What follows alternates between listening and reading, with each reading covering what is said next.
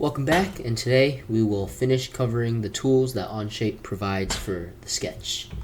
These are less of the quote-unquote drawing type and more of the technical type. So let's get started with construction. And let's go in isometric view. Let's start our sketch. Let's look normal to the sketch. So first off is construction. This really isn't a tool by itself. It helps with other tools. So the thing is, if you're, for example, making a circle, then this circle exists in your drawing. And we won't learn about this yet, but you can extrude it. So complete our sketch, you can extrude it, and you'll see it works. You can use it as anything in a CAD.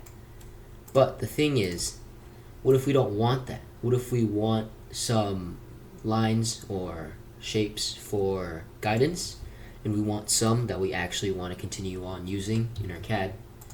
That's very simple. So let's first delete this. Let's first delete our circle. That's when you use the construction tool. So you click on construction and click on whichever tool you want to use. So if we want a construction circle, we have a construction circle, and you can't extrude this or do anything else with it. It's just a guideline that you can use within that sketch itself.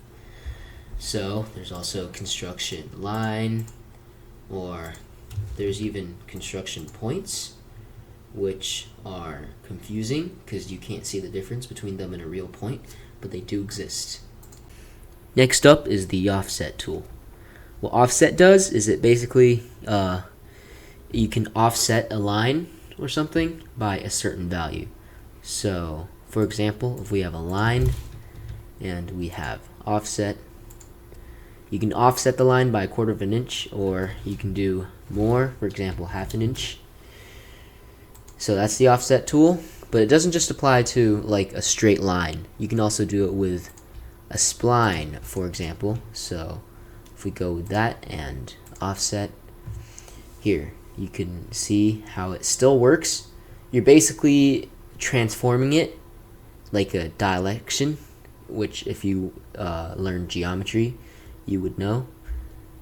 So that's the offset tool. And as you can see, below the offset is slot, which is also really useful. What slot does is it basically makes a perimeter around your line, and that's the best way to describe it. So if we demonstrate on this line, boom, that's a slot. So what it basically does is it offsets on both sides, and it makes a semicircle on the ends. So let's confirm. And it doesn't just have to be a straight line. Just like offset, you can use it on a spline like that. And it's covering up our current offset there, but let's make it 1 inch.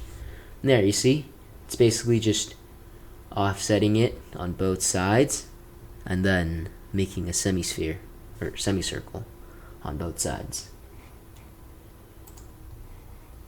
So that's the offset tool, which is useful if you want to make a bunch of things all lined up in a row. But next we have the mirror tool, which is basically taking one side and mirroring it over a line and having the exact same thing on this side. So let's first get rid of all of our old stuff. As we covered with the construction line, let's first make a center line that we can mirror over. And in this case, we don't want an actual line, so we're just going to use a construction line. And let's make a really cool design of 2 circles. And now we want to mirror it. We just use the mirror tool. It says select a mirror line, so we will select our mirror line, which is this one, and select entities to be mirrored, which are these two. So let's click on these 2 circles, and boom, there it is. It's the exact same design. And the cool thing is, you can also mirror things that are crossing your mirror line. So if we have a corner rectangle like that, okay, that's not obvious enough. If we have a corner rectangle like that, you can select the mirror line, select the entities, and you only when you select entities to be mirrored, you can't select the shape. But the lines you can. So if you wanted two rectangles to be mirrored like that, it looks like a little butterfly. So there you go. That's the mirror tool. Last but definitely not least is the pattern tool, which you definitely will use a lot in your Onshape career. So let's first get rid of everything that we don't want. What the pattern tool does, there's three options. There's, well, really only two options. Transform is just grouped in here because for some reason Onshape decided to. There's linear pattern and circular pattern, which, as you guessed, it makes a pattern. So let's make a pattern of circles. So we have a circle here, and if we want circles like this to be evenly spaced out, then you really don't want it to be doing this, do you? What you want to be doing is using the linear pattern tool. So let's click on that, and here you can select the offset amount. 1 inch is fine for us, and 3 times. What if we want? Let's go 6 times. So that's a linear pattern, 6 times. That's good. We left click. There you go. Boom. And it also shows a construction line from your original to your second of the patterns. But a linear pattern can't really get you a circle, which is exactly what circular pattern is for. Select circular pattern. If we wanted a circle of circles, that's a mouthful. Click on the original one you want, and it shows a construction circle.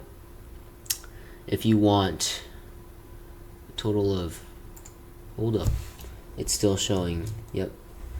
That's why you don't do these side by side. Move that there.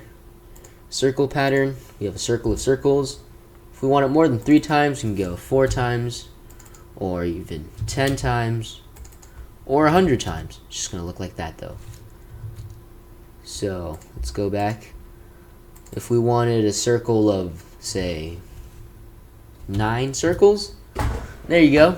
That's a circle of 9 circles. Left click, and that's a circular pattern. So that is it for the patterns. Oh, and one more thing, the transform tool. It's not really part of the patterns, it's just stuck in there for some reason. If you wanted to move this entity, but you didn't want to create a whole new one, just click on this one, and then move it down a little bit, and left click. That's a transform tool. So I hope you enjoyed lesson 4. I'll see you again in lesson 5.